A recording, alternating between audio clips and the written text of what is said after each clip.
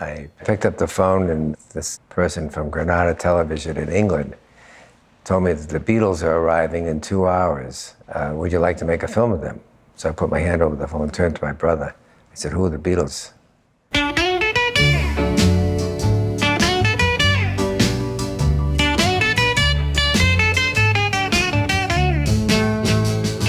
I picked up a movie camera with the desire to go to Russia. That was my first film. And I've been making films ever since. A lot of music films. Somehow or other, I've followed into one film or another. A film of door-to-door Bible salesman, which is a classic of American life. Another one called Grey Gardens, of two women who are eccentrics. 1964. When the Beatles came to America, there was no knowing whether there'd be 5 people at the airport or 5,000. There are rumors around that this is Britain's revenge for the Boston Tea Party.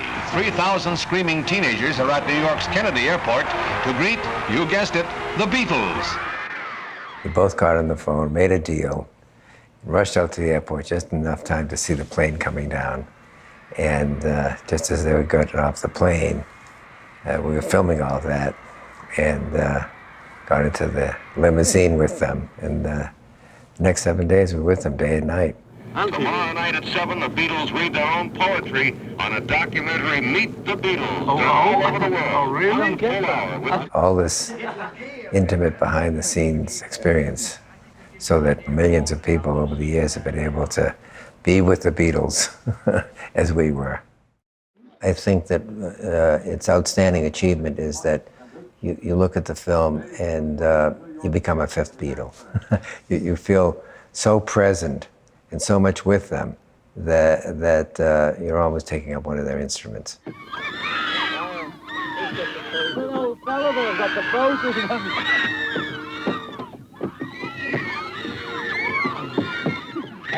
One of the Beatles said, "Get the horses, get the horses." And at the right moment, I turned the camera on the horses and got them. And it's quite nice.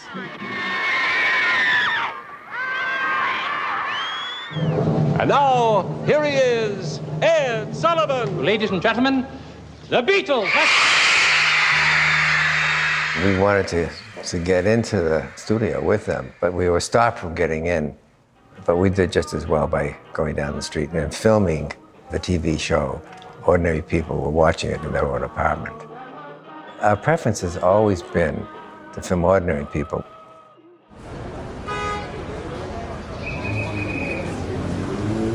You see, I wasn't bound by a tripod or a dolly or any of that sort of stuff that so many crews are as part of their own equipment.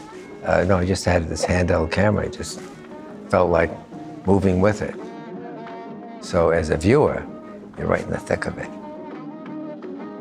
Almost dancing with Ringo.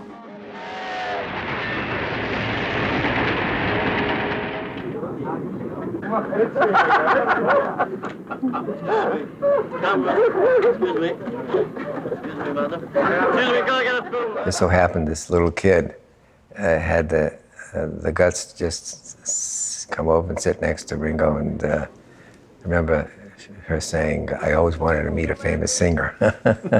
And I think she kisses him on his cheek, and he is so friendly with this child, and you can see he could be a good parent. It was a lovely exchange. Actually, as I say, that was 1964. 40 years later, the Beatles invited me to a press conference at the Plaza Hotel, where people were recounting the events of 40 years ago. And so, whom did they bring? They brought that child, who is now in her 40s, right? And the children from that apartment where I was filming them watching the show of the Beatles. And they had moved to Puerto Rico. Somehow they were tracked down and brought to the Plaza so that they could join us 40 years later. In those days, when the Beatles arrived, We were lucky enough to have had the kind of technology that was far beyond what even the networks had. It was a camera that I had built myself, which had several technological advantages. It had a watch, just like the electronic watch I have on my wrist, and that electronic watch would keep the motor speed of the camera at perfect speed. So the sound person didn't have to be connected with me and could get the best quality sound nearer to the source. And camera was on my shoulder. It was probably 30, 40 pounds in weight. But because it was balanced on my shoulder, I could carry it all the time. I could film without a tripod, but in a very steady fashion. You look at it, you weren't disturbed by any technical imperfections. I mean, everybody was sort of like a fifth Beatle, everyone who watched it, because they were so close up with them, and you felt that you're actually present. While movies that you see now, even the documentaries, they still haven't caught up with that proximity that we brought to our subjects. And so how long did each reel of film last? Only 10 minutes, and we had to change the magazine, stick another magazine on the camera. That took them a couple of minutes. I'm sure that we must have lost some stuff that way, but we certainly got enough for a great film. How much film did you shoot? Probably 10 rolls, but that would be only less than 2 hours. Yeah, I had to be very careful not to waste stuff, because I might, in that short 10-minute piece, lose the opportunity to have gotten something more important. The other day, somebody said, the camera that you no longer use is such an extraordinary piece of equipment, and capable as it was to catch so much history.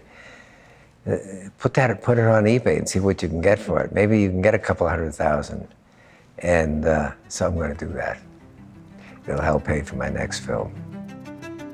It's getting to the point now that almost anybody can make his or her own film.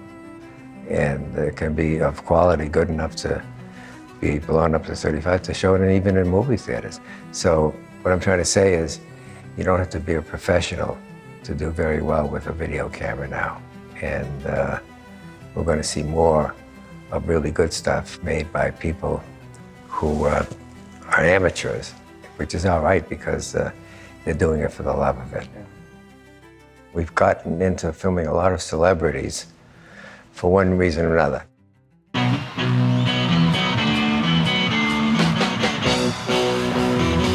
In the case of Gimme Shelter, when we made a film of the Rolling Stones, we filmed them at Madison Square Garden, then on to Altamont, where all those events took place. As we were filming, Mick said, sometime when you have finished the film, we'd like to take a look at some of it.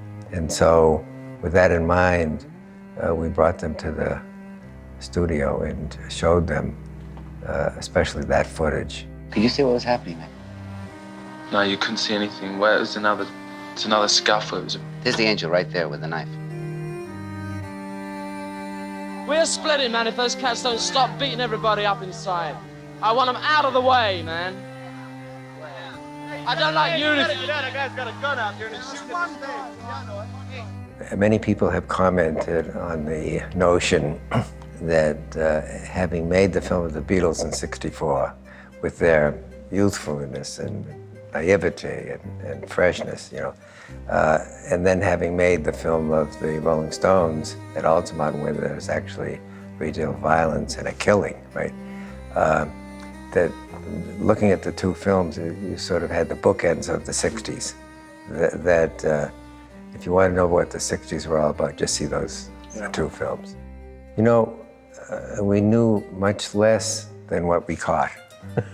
It was in the process of filming it, and even after filming it, putting it together, that we realized that we'd captured such an interesting point in history. And even now, as I look at the film, I'm quite pleased with our ability to have gotten so much in such a short time. The 2013 National Medal of Arts to Albert Maysles for rethinking and remaking documentary film in America. One of the pioneers of direct cinema, he has offered authentic depictions of people and communities across the globe for nearly 60 years.